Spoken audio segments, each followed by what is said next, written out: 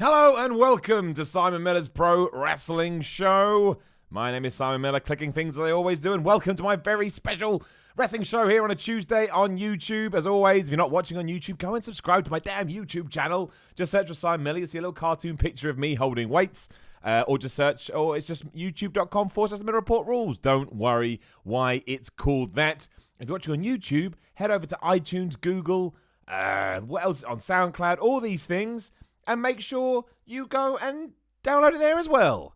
Don't know why I paused there. That was a weird way of saying all that. Basically, welcome. Thank you very much for joining me. And of course, as it says in the bottom of the screen on YouTube, it is also supported by patreon.com/SimonMiller316. There's a link in there. Literally, if everybody can throw $1 into the hat, all my money goes back into this anyway. Like this microphone I'm using now, my microphone broke. And luckily, I was able to go buy a new microphone.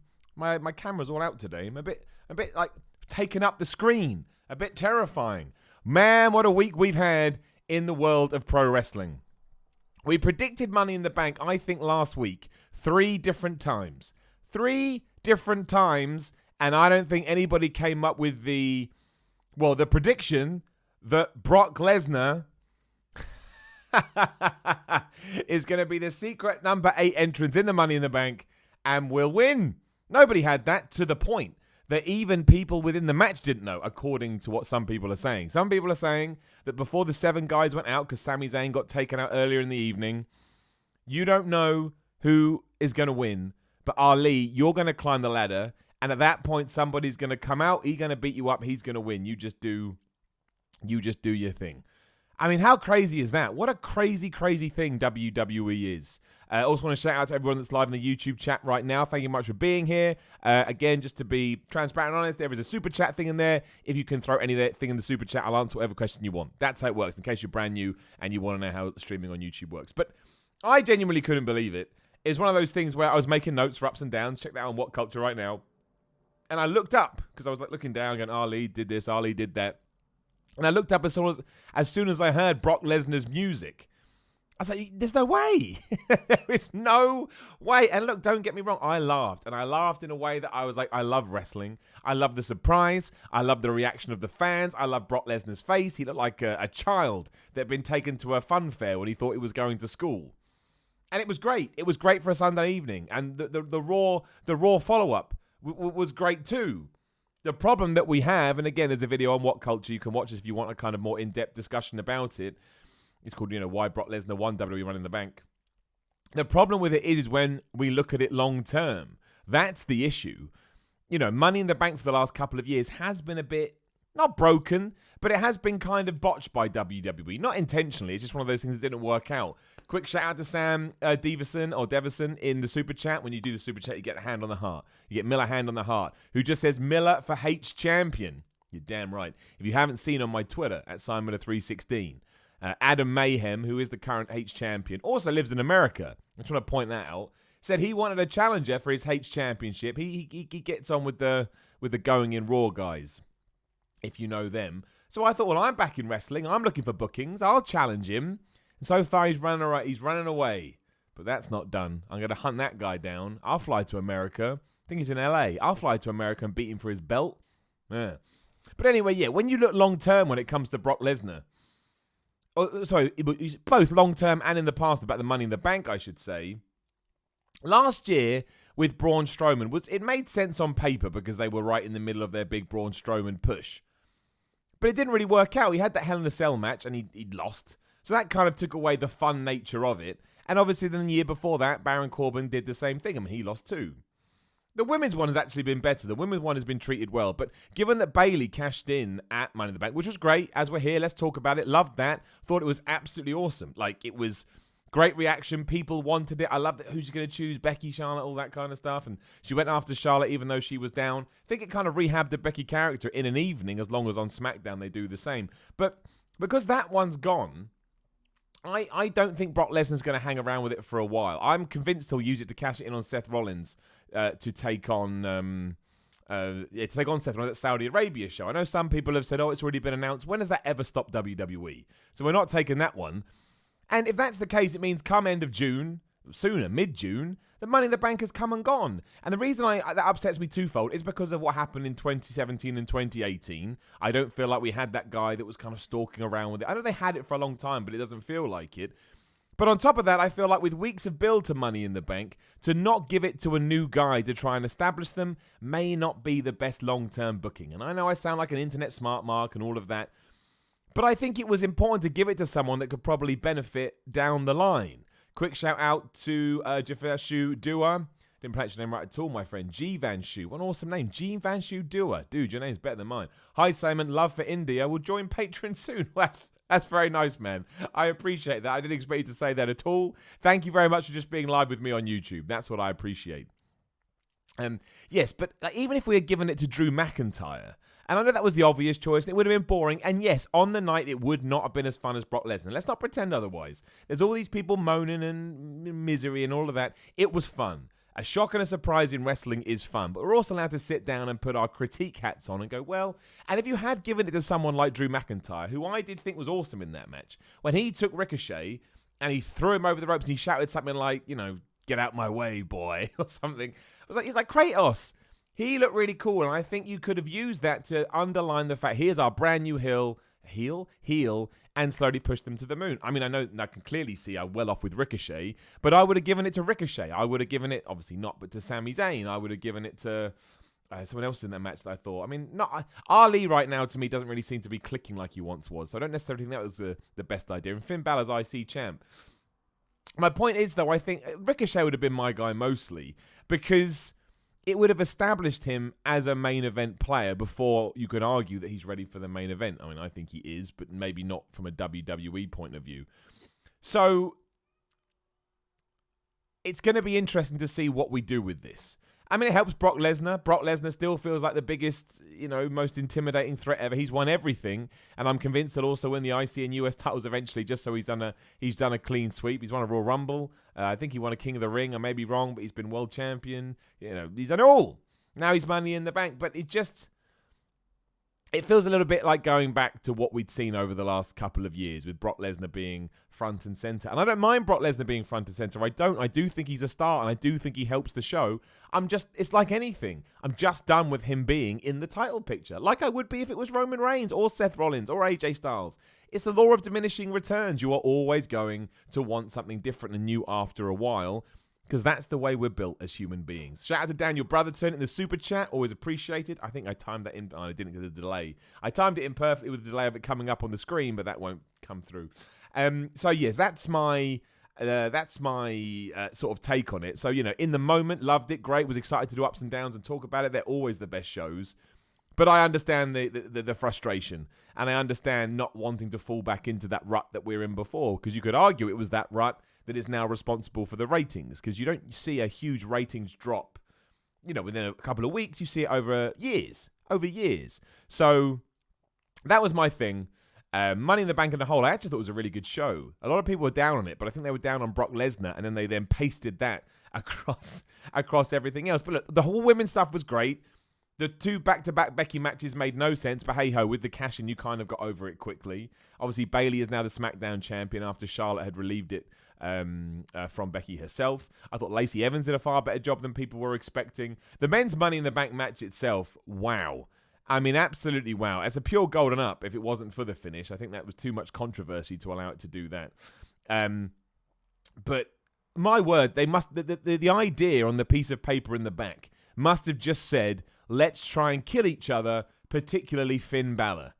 I saw some people say, oh, I've watched that sunset flip powerbomb on the ladder back now. It's not that bad. Are you kidding me? He bounced 10 feet up in the air. There's no way that wasn't bad. Okay, it may not be... Oh, no, it was just bad. I'm not even going to try and justify that. That's a crazy bump by Finn Balor, who's already over. Let's not point out what a crazy guy. But it was an amazing match. It was absolutely... just insane. Absolutely crazy. But it was very enjoyable. I don't know what that says about me as a wrestling fan, because so many people saying, oh, it was too dangerous, and yet we all loved it. So is that good or bad? Do you know what I mean? Are we pushing it too far? But it was phenomenal. I mean, it was, talking of phenomenal, AJ Styles versus Seth Rollins, great match. Wrestling at its purest form. That was the best thing about these two matches. You had a really pure wrestling match that could have been on NXT or on an indie show. Hate that term, but you know what I'm saying. Or an AEW, maybe that's better. And then you end it with a crazy ladder match. And I think that's kind of something that maybe WWE is missing, is to be able to do these. It's the first time in a long while, and obviously the stipulation helps. This probably pertains to other pay-per-view, the Money in the Bank pay-per-views. But it was the first one in a while that didn't feel like your usual cookie-cutter WWE show. You know, it felt different. You got different styles. And that, I think, is so important. Shout out to Muammar Blazevic, which is also the amazing names, who said, I loved your vid about feeling crap. It was, that's very kind. Yeah, if you don't know, we also do vlogs on the YouTube channel. Please do go check them out now. And yeah, we did one yesterday that's Malma's talking about, or Muammar, who said, I said that, yeah, you know, it was cool. It's all right to feel like shit, because there was a lot of negativity, and, you know, I'd been through some stuff over the weekend. And, you know, some people, it's almost like you're not allowed to feel bad, and if you do, there's something going wrong, and I felt it was really important to talk about that. So yes, when we're done here, and we're done with Ups and Downs, obviously Raw Ups and Downs go live at 2 p.m, and we'll switch over from here to there then. Yeah, please do go watch my vlogs. I mean, you don't have to, and you can call me whatever you want, but they are there to... I just think they're important to talk about, so that's what I try and do. So I'm glad you liked it, my friend. Vicky Brand said, our house, we went crazy at Money in the Bank when Bayley won. Oh, in the super chat. Vicky, you didn't get hand on the heart. I'm sorry. Looked online, and we felt like we were the only ones. I see why fans now feel a little peeved when it finds out your thoughts aren't cool. Have a good day. So true, Vicky. It's so true. There is a... I don't want to say a bad mentality in wrestling, because maybe that's not fair, but a questionable mentality in wrestling where, like Vicky, I loved Bayley's Money in the Bank win, and then you quickly do go online and you'll either be shot down or people will be calling you an idiot because you liked it. You're like, what do you mean I liked it? I can't help it. And we're going to get into this in a minute. You know, you see in the title down there, it's all about Brock Lesnar winning the Money Bank and a new WWE title. And the new WWE title is the thing we'll transition to in a second. But you are allowed to enjoy whatever you think is okay. And unfortunately, there are some such cynical wrestling fans out there who are so down on the product and yet will watch it regardless. And you should be critical, but you can't crap over anybody else if they like it. You just can't. Because the ratings, it all ties into the ratings. Ratings don't matter to fans. They matter to WWE. Now, we're interested in them, but even if you watched, you know, one of those Raws back in December of last year that was awful and you enjoyed it, and someone can go, well, you're part of the problem because the ratings are down. Well, it doesn't matter because they enjoyed it. When you turn on an entertainment program, all you need to do is to be able to walk away and say, I was entertained. And yeah, maybe to somebody else it was crap, but if that's what you were looking for on a Monday night at 8 p.m, whenever it goes live, then good for you. Do you know what I mean? That's the thing I really struggle with, is that you're always going to be a bit worn out after Raw because it's 3 hours, but there is no such thing as uniform entertainment. You know, let's just talk about it. Let's transition into it now to tie into Vicky's point about Bayley winning Money in the Bank. It was the same with the 24/7 title. The 24/7 title got announced on Raw. For some reason, Mick Foley just announces all their titles. I don't know why it's Mick Foley. It's so weird. And it's basically the hardcore belt from the Attitude Era, but they won't call it hardcore because they're a PG company, and that term does not do well with sponsors, which I can understand. Who cares? And yes, it looks like foot. It looks like a foot. It's that bad looking. But I don't care. I loved it, and you can see this on my Ups and Downs, which again goes live at 2 p.m. if you're watching this live. But I think it's absolutely wonderful because, one, everyone said, oh, it's a jobber title. It's a jobber title. Yes, but the jobbers need a title. The low card and mid card guys need a reason to be on the show, because I like seeing EC3 on my show. I like seeing Titus O'Neil on my show. I like seeing Mojo Rawley on my show. I like seeing No Way Jose on my show. We'll stop there because I'll annoy myself. But I don't see why that's a problem. And I was listening to some radio shows earlier because I do like opinions and I'm always happy to accept others. And some people are all like, oh, Roman Reigns should have been involved in it. Can you imagine the response if Roman Reigns had come out to win that new title? Everybody would have gone crazy. So I don't accept that as something that would have been accepted. And I think it's great that it is aimed at something different. Someone just asked, is this live, Simon? Yes, it's live, my friend. That's why I answered your question, to prove that it's live. And yeah, that's why I like it so much. And yes, it was goofy, and yes, it was stupid. But we had really serious Drew McIntyre versus The Miz straight after it. Did I enjoy that more? No. Did it feel like stuff I'd already seen? Yes. So I don't necessarily think we have to get mad at it because it's not serious, because it's not serious, and because it looks like crap. It's a crap title. They need to sort that out. But it's not going to stop my enjoyment of it.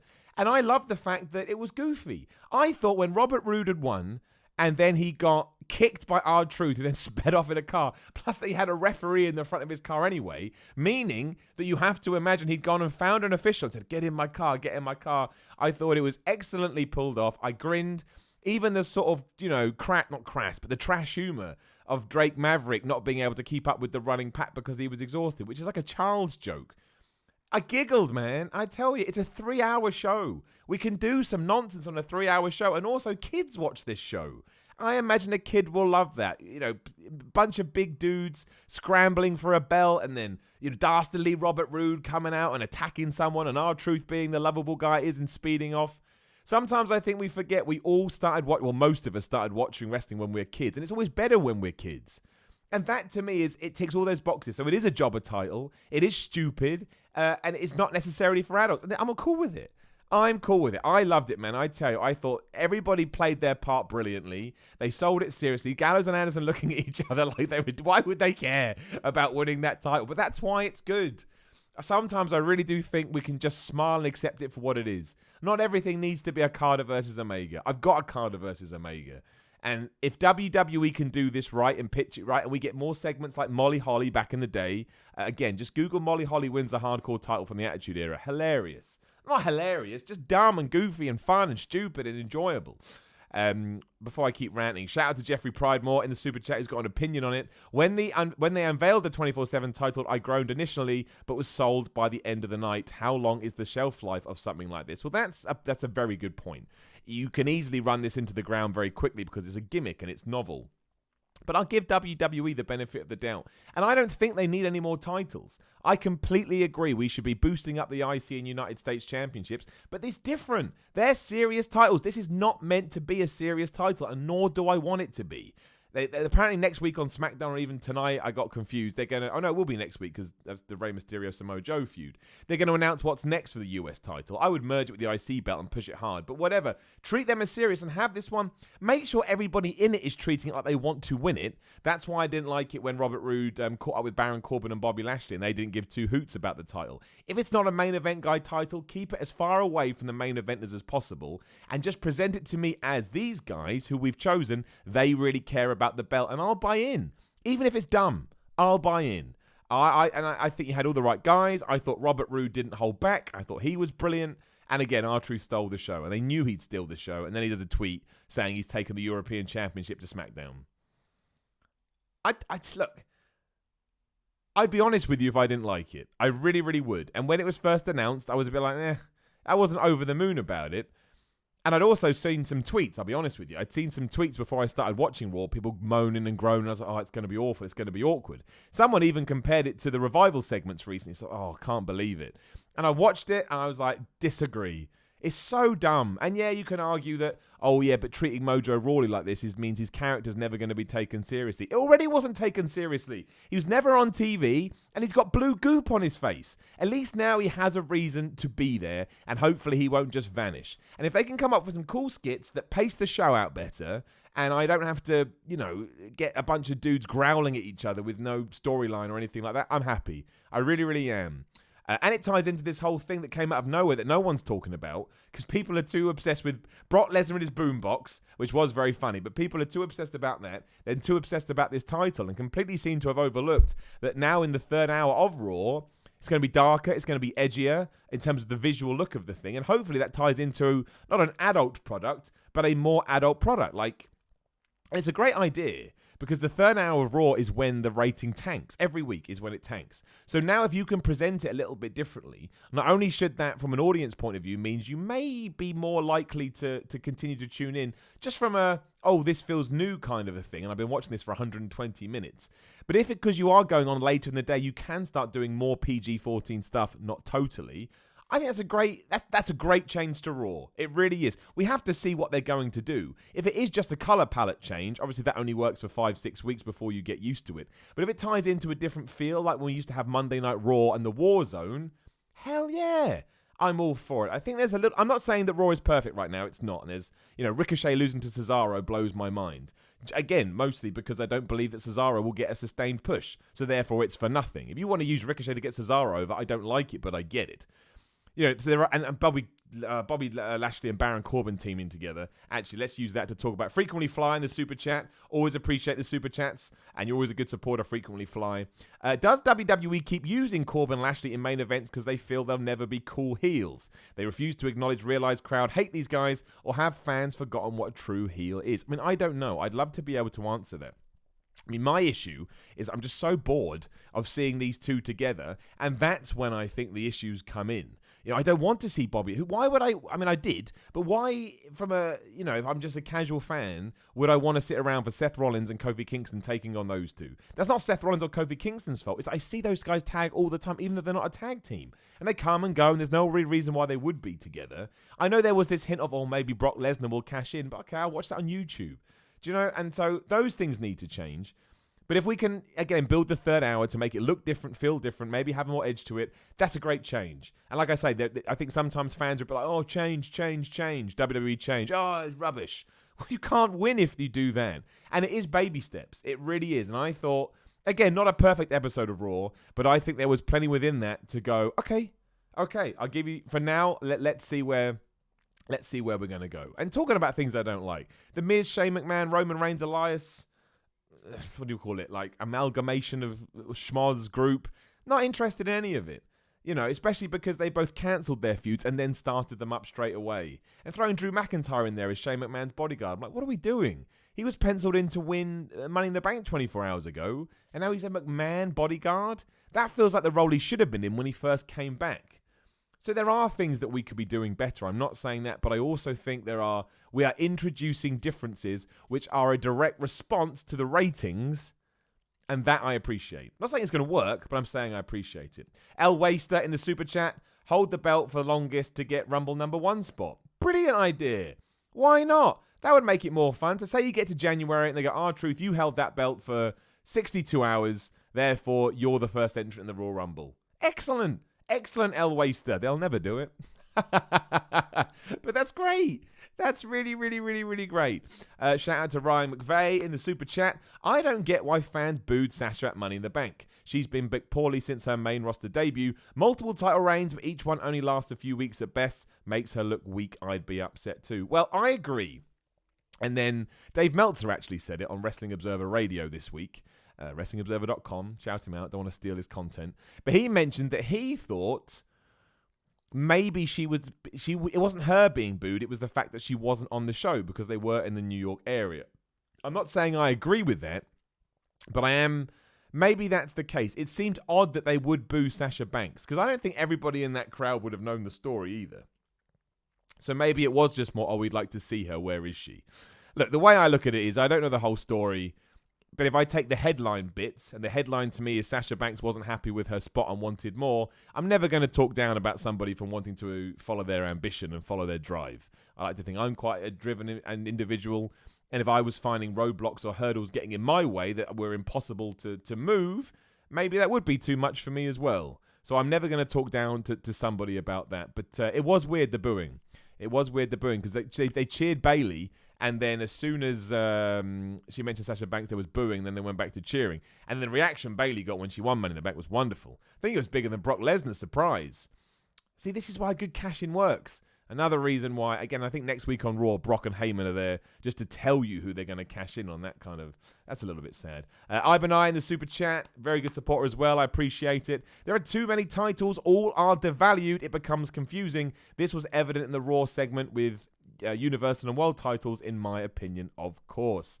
You are right. The titles are an issue at the moment. That is true. I think Jim Ross said it best when he said, in relation to WWE, a few people jumped on his back and said, you didn't mention WWE. I think that's what he meant. But yeah, the world title doesn't feel as big as it did. The Universal title never really got going. And the IC US belt, the IC belt is deemed so devalued by the Finn Balor character, he would rather sacrifice his body to try and get a world title shot instead, as opposed to defend his title. So yes, they do need sprucing up, but now I've seen the 24/7 title. I don't think that affects it at all. I think it's a gimmick title, and the rest shouldn't be gimmick titles, and that's hopefully something that will change. And maybe that's what they're doing. Look, Seth Rollins and Kofi Kingston have been booked very well since they won at WrestleMania. The Becky Lynch, I don't think anybody would get mad on Becky Lynch losing her SmackDown title because it was exciting and we enjoyed it, and it was well done. And no one, again, she's still a champion, and given on Raw, I thought she had a real good showing on Raw, Becky Lynch. I think it's the best showing she's had since WrestleMania.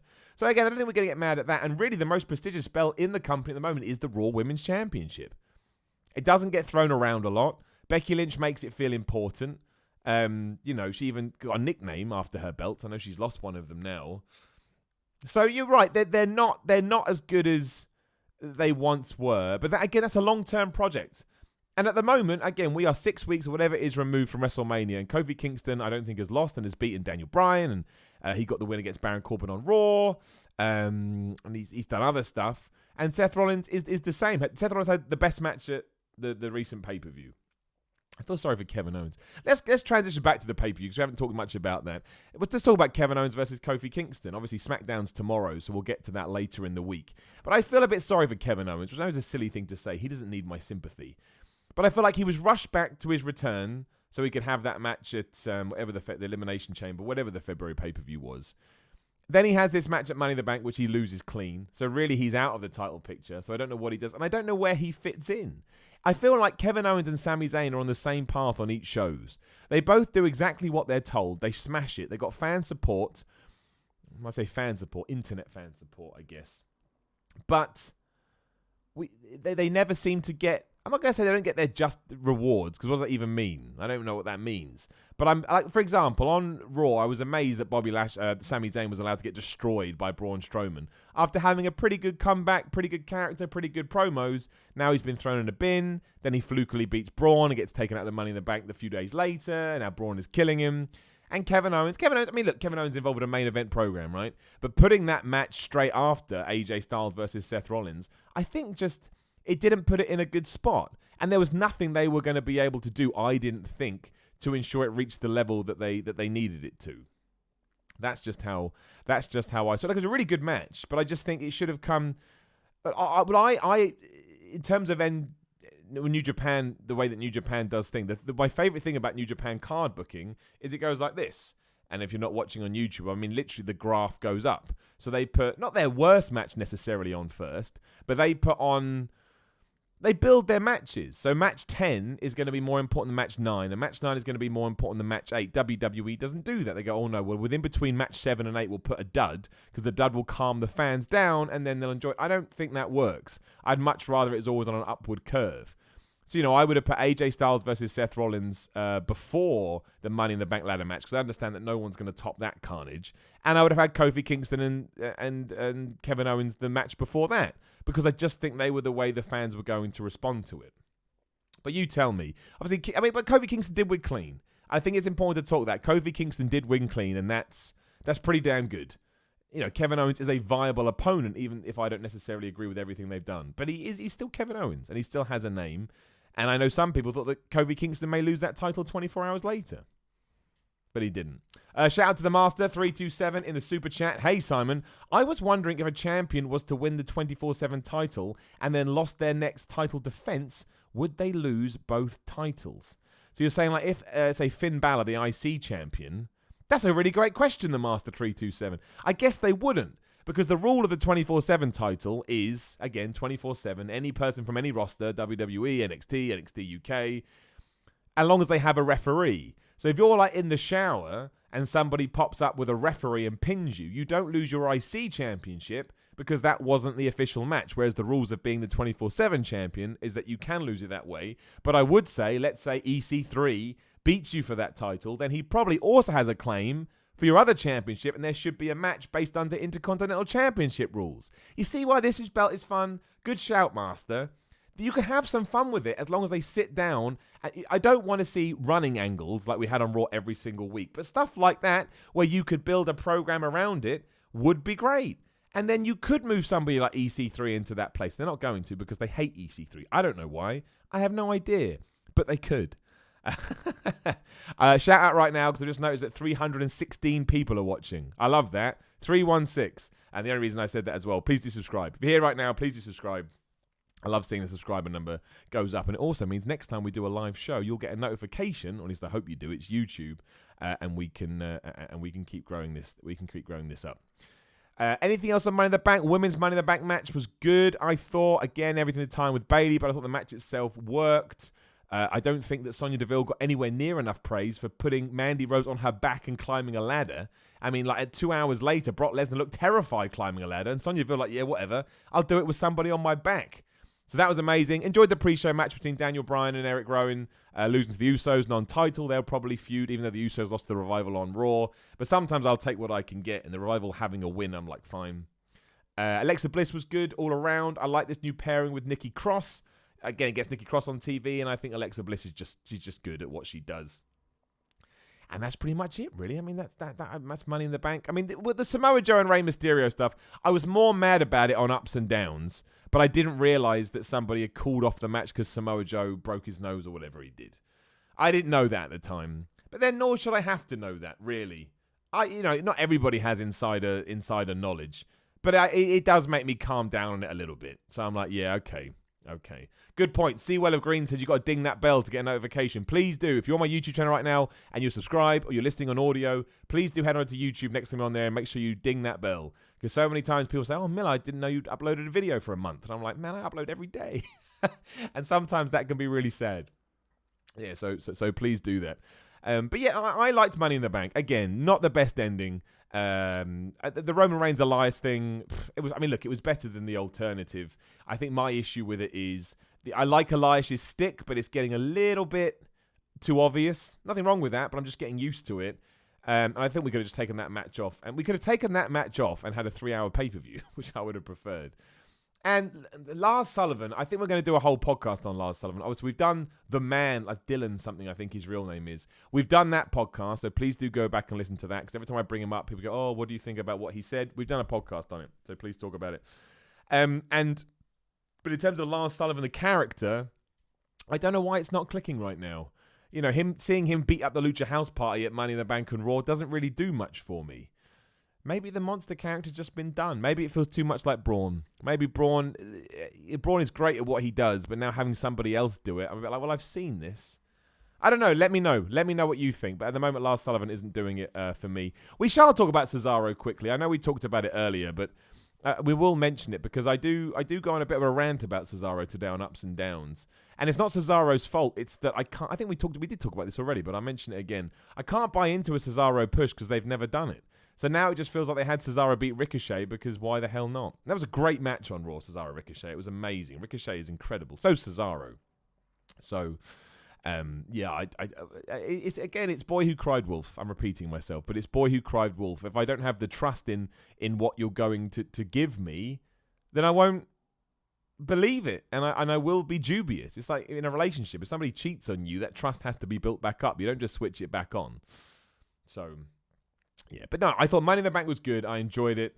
And Raw, I thought Raw was the example of a good and bad and a good and bad show. I thought they saved it a lot with the Brock. Knowing that Brock Lesnar is on this show and is on next week's show, I don't agree with it, but it does help that decision immensely because at least now that ties into a story. And that's all I really need. Like, if they told me that Brock Lesnar was going to be a recurring character, I think I'd be fine with it.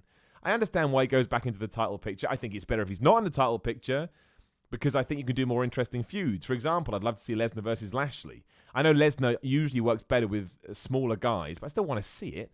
I'd love to see Lesnar versus AJ Styles again. I think there's loads more stories you could tell there. Lesnar versus Corbin.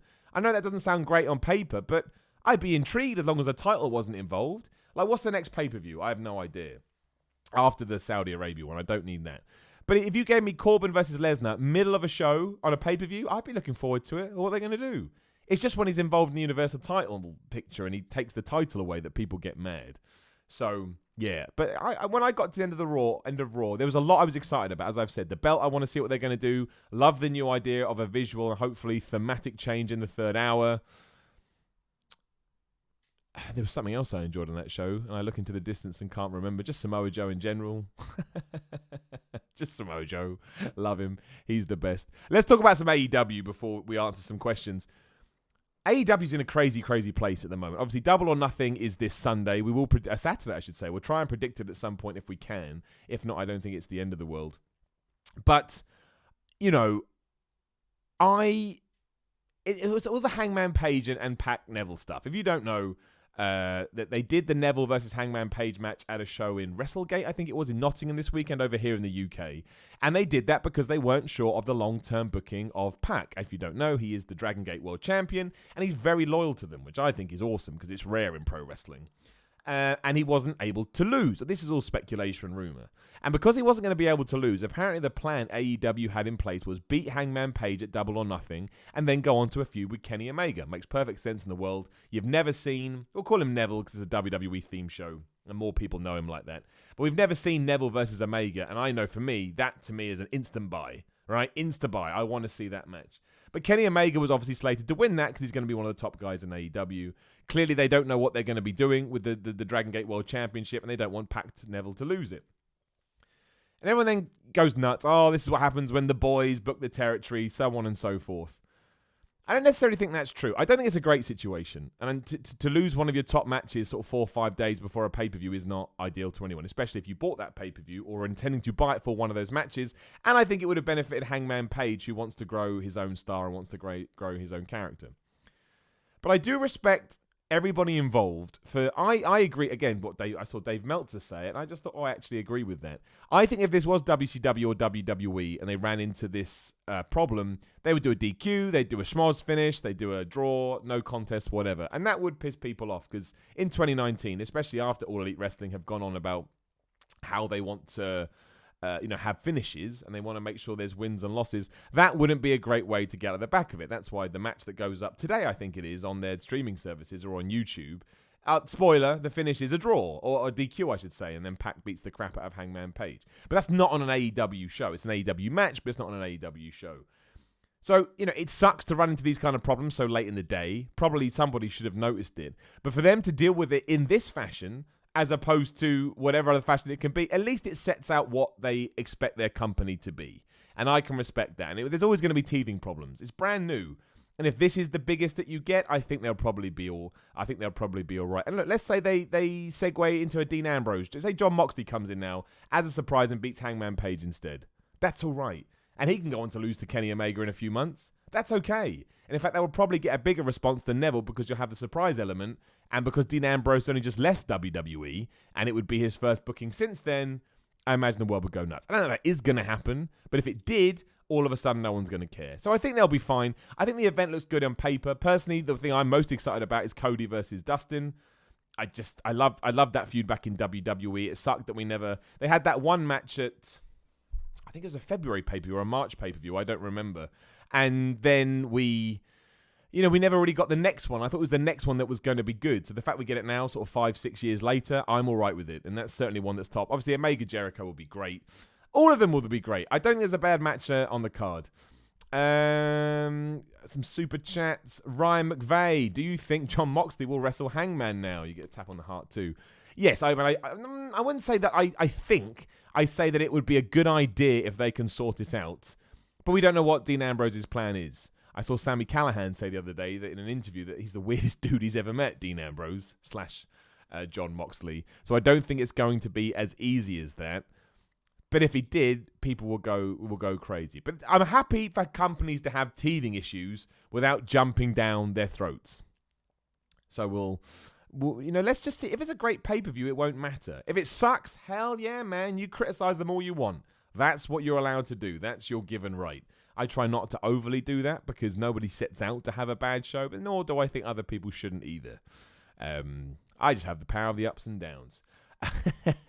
Sean in the super chat says, I loved that move my mouse. I love that 205 live championship match made the main card. It was good, but it felt neutered compared to past matches. Then add in zero fan reaction because casual fans don't know the 205 guys, and it just seemed off. It wasn't great. The match was fine, but like you say, WWE has done a great job of making fans not really care about 205 Live because you have to go out of your way to watch it. And I like I've said before, I don't like it when on the pre-show, but it's not just about moving them off the pre-show into the main card. You got to make sure you're building up all the guys. I would assume that many of that crowd didn't even know who Tony Weese and Daivari are. That's not me crapping on them, but you need the spotlight, and WWE isn't really putting behind them. But I agree with you, Sean. I was exactly the same. Loved that it wasn't on the pre-show. Felt like moving it to the main card with not informing the audience what was going on was shooting it in the face. And the guys tried so hard, but to no avail. But look, these things take time. So maybe this is the start of viewing all that a bit differently, and we can tie it in. The one negative I will say about the 24/7 title, it was a bit crap that Cedric Alexander was being used in there. You know, he had a really good match with Cesaro a few weeks ago, and for some reason somebody went off of him. I don't know why. He's certainly not bad by any stretch of the imagination. Is there any other news going on? Let me check. I'll go to a wrestling news website, as I always do, in case something is broken and we haven't talked about it. Yeah, Brock Lesnar is going to be on next week's Raw. Raw's third hour is to be more Raw in inverted commas. We know about R-Truth. We know about Jim Ross. We know about the fate of the WWE US Championship decided next week. I think that may be because Rey Mysterio has torn his shoulder. I think they may have to take it off him, which was... We'll do this one before we answer questions, because this makes me laugh. Oh, and shout out to Ric Flair as well, who apparently underwent successful heart surgery, but won't be able to make it StarCast 2. Yeah, just best wishes with him, obviously. So somebody said, this was a tweet, we never know, it was from WrestleVotes, but apparently when Raw went live on the air tonight, 8 p.m. EST, the final script was still not done and complete. Think about that for a second. Now, I mean, that's crazy anyway, because how on earth is that a thing? But on top of that, that is what WCW used to do. WCW used to rewrite their show during the show, which is awful. And I have to ask the question, why are we doing this? Like, I understand coming up with a good idea halfway through a show, but leave it till next week. I don't think there's any justification for having a show that is being written as it started. That, to me, just screams of disorganization and craziness. I don't think there's a disorganized company by any stretch of the imagination. I can't understand how you can't have a show done there, or how you think it's going to be beneficial when ratings are down to not lead with a confident, strong foot. So again, we don't know how true that is, but a lot of people have said this, not just for last night's show, but many of them. And that's something that's got to stop, especially if you're trying to build things. You've got to double down on it and go, this is what we're doing. And what even could have changed last night? I mean, more of this will come out. Keep an eye on, on whichever news site is you to choose. But in terms of really structuring up and making it a solid show, that's absolutely something that we can't do, in my opinion. I'm not trying to speak like the be-all and end-all. But you need to know what you're doing. Because how can you know what you're doing next week when you didn't even know what you're doing past 8 p.m. EST this week? You don't. You're flying by the seat of your pants, and that's not good wrestling. That's not good anything. That's why WCW started to make less and less sense, because somebody was writing on the fly. And when you're that stressed, knowing you've got a live TV show going on, you are going to make mistakes. Most people would. But for continuity and long-term establishing, yeah, you've got to suck those things in. So we will see. It must be very hard to work on the WWE writing team right now, though. Right, one more shout out before we get to the questions. Obviously, I'm wrestling this weekend. I'm wrestling twice for the first time in my career. So we have just a local show. If you're in the Bournemouth/Highcliffe area, check out Fight Star Pro Wrestling. Just search for them on Facebook. You can catch me down there. It's my first kind of tiny show I'm doing as well, so I'm a little bit nervous. I'm not going to lie.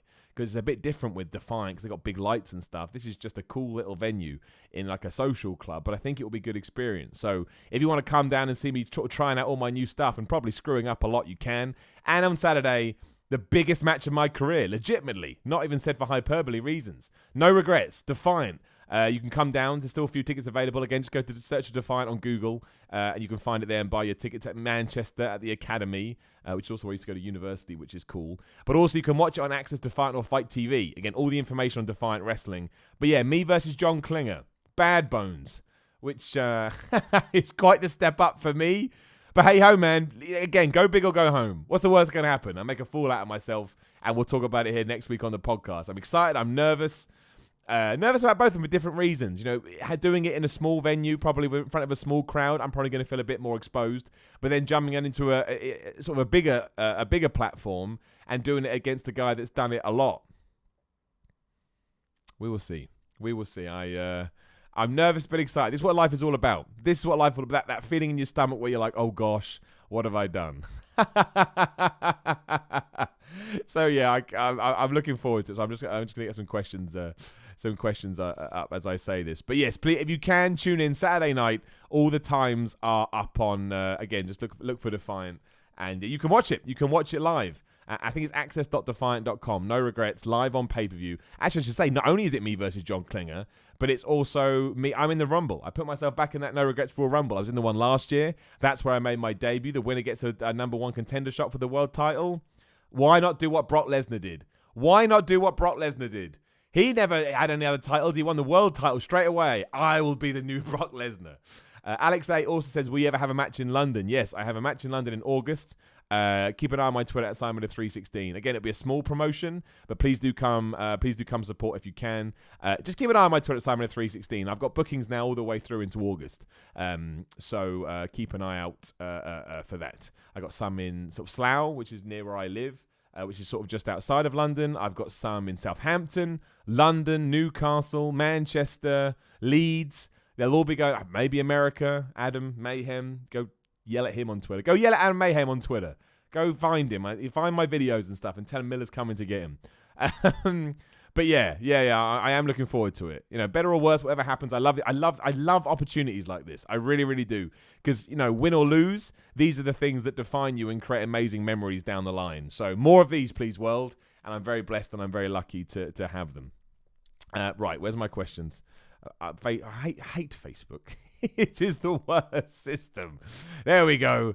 That worked. Christian Brown, I know what you said there. That's very kind, my friend. I'm not going to read that out here, but thank you very much. I will read this one, though, as a cheap plug. Loving the new Why podcast. Listening to you makes me wonder if we're related somehow. Cheap plug. Why with Simon Miller is a brand new podcast that's on everything. Spotify, Google, iTunes, obviously here on YouTube as well. Please go and subscribe. I beg you. Like, it's doing all right, but I'd like it to do better. Why with Simon Miller? We just talk about whatever we want. We talked about Avengers. We talked about music. We talked about Game of Thrones. We talked about racism, politics, bigotry, anti-Semitism, Madonna trying to kill me. We talked about that. Search for it now. Why with Simon Miller? It's here on YouTube. But please do subscribe on iTunes. Give it 5 stars. Give it a listen. I'd love to get those kind of numbers up to what we do with the wrestling podcast. I know it's a lot of me in a week, but hope I'm going to try and offer you something different each one. So thank you very much, Christian. And again, why with Simon Miller? Let's talk wrestling. In a hypothetical world where you can put any wrestler from Defiant with anyone, who do you choose?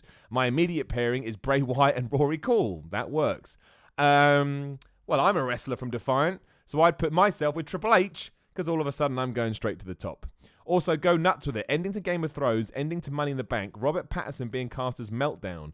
Batman, what internet meltdown do you most enjoy?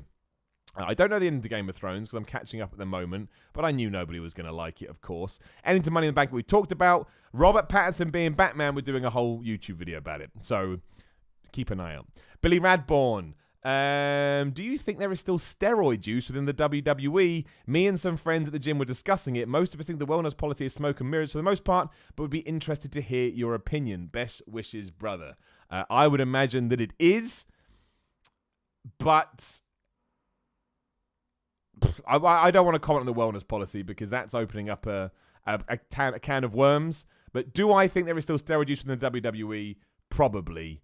But who knows, right? Who knows? I don't want to disparage anybody's name, but likely, yes. But I don't know. I don't want to say anything that sounds adamant because I don't know.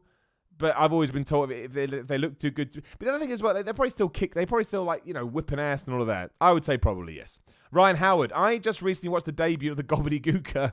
It's so shit that it's hilarious. What is the most mediocre wrestling debut you've watched? Well, I disagree with you there.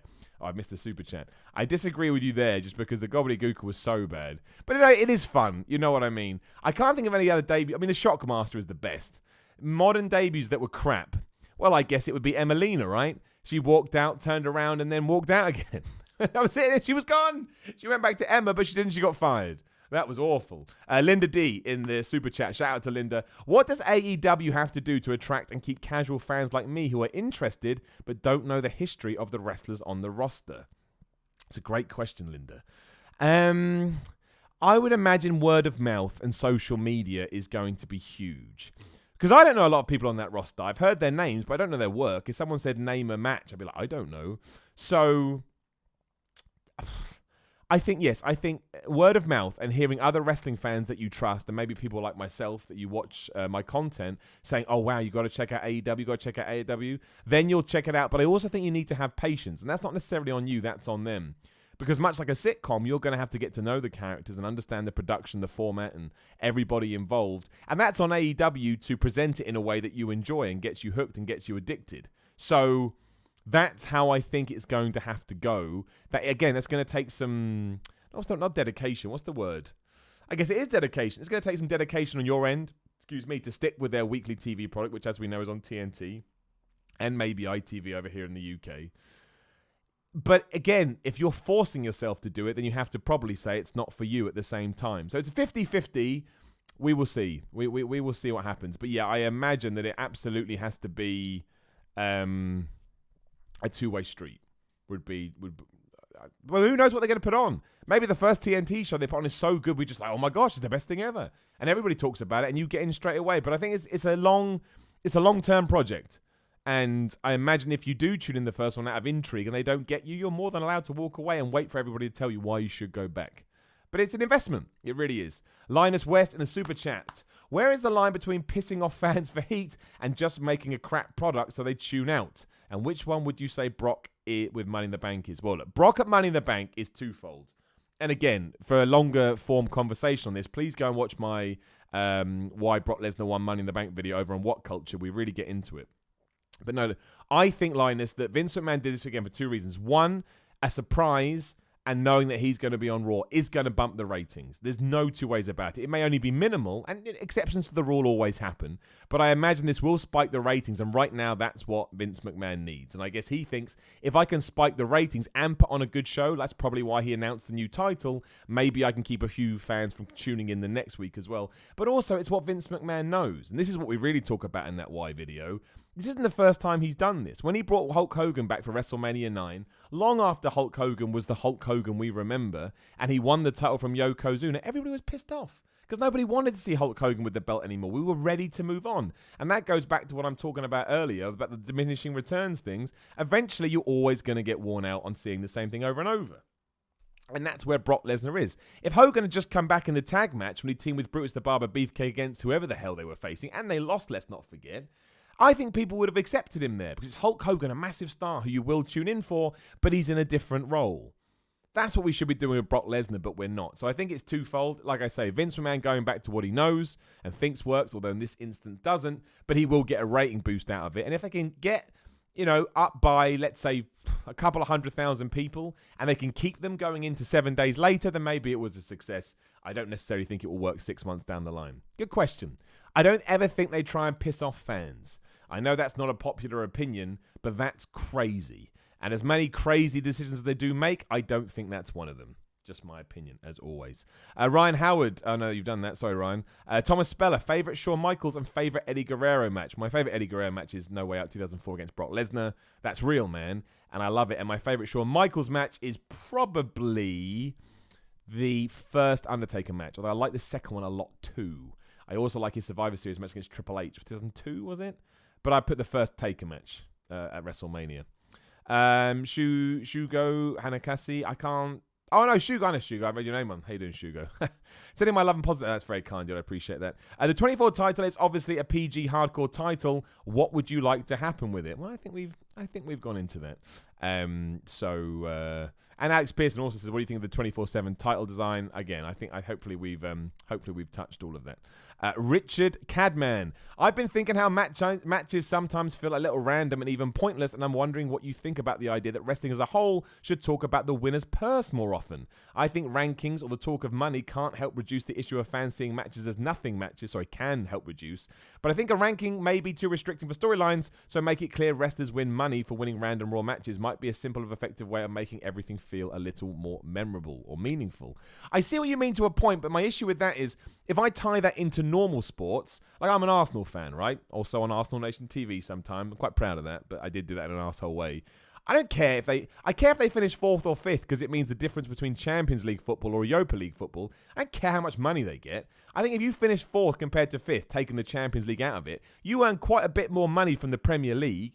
But that doesn't mean anything for me as a fan other than, well, I hope they spend that money on better players and we can become a better team. So, I mean, it could work. Anything can work in wrestling with the right conviction, but I don't necessarily think... I don't care what wrestlers earn. I want them to earn well in their real life because I think they've got a really hard job, as cool as it is. They bust their ass. But in a kayfabe terms, I don't think I care about the purse because I don't care about the purse in real sport as well. So that would be my issue. Richard Ingman, currently watching Money in the Bank, so apologies if this has been explained on Raw. Is the Money in the Bank winner able to cash in on either brand's title? Yes, they can because of the wildcard rule. To be fair, they made that clear on Raw. Can't argue with that. Cameron Sykes, hey Simon, did you laugh as much as I did when Lesnar won the briefcase? I laughed for ages, and that's why I can't hate it too much. Again, yeah, it sucks long term, but short term, brilliant. Made me so happy. Like when Shane McMahon became best in the world. Excellent. So stupid. Wonderful. Syed Shah, listening to Pritchard's podcast from the start and it got me thinking, Conrad makes Bruce answer for a lot of bad booking. So who will be the future version of Bruce? Also, well, glad to see you back in action. Please keep letting us live vicariously through you. Well, that's very nice, Syed. I appreciate that. I never really saw it that way. Hey, man, if you want to live through me, do it, dude. That gives me inspiration and that gives me motivation. And anybody else that thinks that, hell yeah, man, come along for the ride. To the point I've forgotten your other part of the question that moved me so much. What an idiot. Oh, who's going to be the future Bruce Pritchard? Road Dogg, he could be. Who else is that close? Jamie Noble, he's quite in there now. Arn Anderson could do it. He was there for years. He was more of an Asian. But yeah, I think Road Dogg is probably the best one, but I think Triple H is going to bring him back. I mean, it would be Triple H, but it's never going to happen in a million years. Neither Road Dogg either, because I think he's too close to Triple H too, and he wouldn't do that. So probably... I don't know. I don't know who's in. I don't know what the structure... I don't really think there could be one because the structure is so much bigger. But, I mean, Road Dogg would be number one, but I can't see it. I can't see it. With Michael Rigney, you've mentioned the 24/7 title, but we've talked about that. You do mention that it seems silly to do that after creating the women's tag team titles again. I think the reason you get away with it is they're meant to be serious, and this one isn't, and that's why I quite like it. And also, Aaron Butters mentions it could be a great way to bring up NXT talent, and it could. I mean, if No Way Jose had been brought up that way, we would all gone, oh, but it was better than he was used, wasn't it? So... what do we do, eh? Wrestling's fun. Hey, it gives us something to talk about every week, and I appreciate it. A few plugs before we wrap up. I never mentioned this, but I should. SimonMiller.BigCartel.com is where all my wrestling merchandise is. If you want to buy a t-shirt with my face on it, not really. My catchphrases on it is a better word. You certainly can. Always appreciate that. Again, patreon.com/Simon316. Can't do any of this without the Patreon or the Super Chat too. So thank you so much to everybody in the Patreon and the Super Chat. And if you join the Patreon, there's different tiers. You can get a personal message from me. You can get a postcard. You can come on the podcast. You can get a t-shirt, weekly Q&As. There's loads of stuff in there. What else do I do? Twitter and Instagram, Simon316. Always good to get the social media numbers up. And YouTube.com/The Miller Report Rules. Or if you're on here right now, give it a subscribe or just search for Simon Miller. Subs are doing really well at the moment. The show's doing really well at the moment. It just makes me happy. I'm transparent. I'm honest. And while you are here, like I said, I do vlogs and I've got other podcasts and other videos, and you can check them all out. So Ups and Downs for Raw starts in around about 1 minute. So as soon as this does end, please head over to What Culture Wrestling and watch me over there as we up those downs kind of live. I'll be in the chat. And otherwise, hey man, we got another great week. We just come off Money in the Bank. We're heading for Double or Nothing. The AEW versus WWE war officially starts this Saturday night. Maybe they screw it up. You don't know. I think they will. I think it's going to be one of the best shows. Not one of the best shows. I think it's going to be a great show, but you don't know until it happens. We're only, 4 or 5 days away. Some of the What Culture guys are now going out to StarCast 2 as well, so if you go and keep an eye out for them. Obviously, unfortunately, I can't because it was quite a last-minute thing, and I got my wrestling booking. So hopefully I'll see you down in Bournemouth Highcliffe this Friday, or I'll see you in Manchester for Defiant this Saturday. And again, you can watch it on Access Defiant. Just search for that. I think it's access.defiant.com or something like that. Anyway, thanks so much for always joining me. Like, share, subscribe, do all those kind of things. And I'll talk to you soon, because that's what I do. I'm a talker. Where's my ending button? There it is. Come on.